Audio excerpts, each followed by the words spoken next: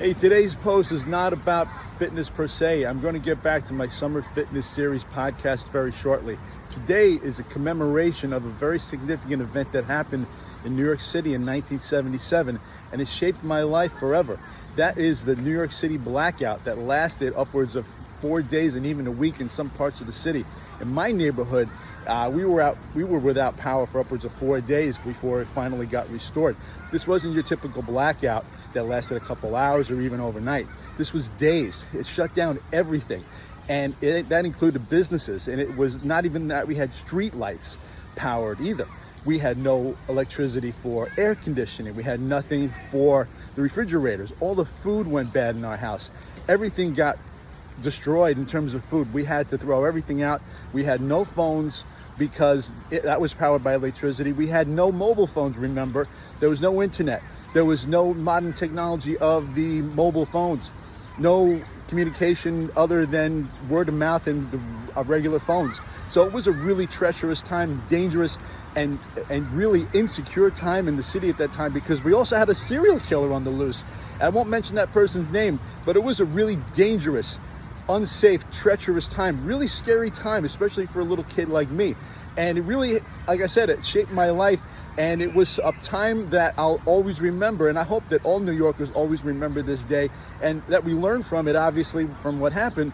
But what I take from it too is that take nothing for granted, obviously, but we always have to have extra food and munitions on hand at all time in the case of something like that happening, because let's face it, it's summertime and things like that can happen.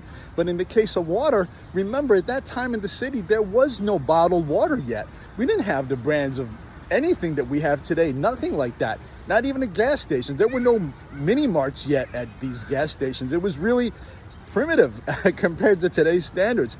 So we had to do with glass bottles and just drinking out of the tap. So it's tough to keep going when you don't have any water on hand. So remember to keep that on hand always. And it's not a public service announcement, but it's just really an event in my life that really shaped me at that time. And it's really a difficult time for a lot of us at that time. And we got through it. Obviously, we did get through it, but it just makes me remember those times and how difficult it was, again, with all the combination of things happening, the looting, the rioting, the unsafety, if you will, the lack of safety in the city. It was terrible.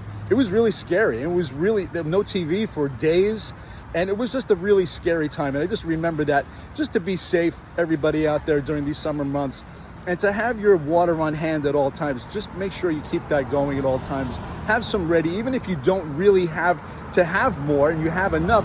It always is good to have extra water on hand, maybe for your neighbors, your family, anybody who's in need of water. Keep that on hand at all times. And I'm going to get back to the content later today or tomorrow on the Summer Fitness Series of podcasts. So stay tuned for that. But in the meantime, since we're in the middle of July, be safe out there. Remember, it's hot, humid. Even if it's not that hot, it can be very humid, and that can have an impact on air quality and your overall breathing and your hydration. So keep that water on hand at all times. Enjoy, be safe, and stay tuned for the podcasts coming up shortly.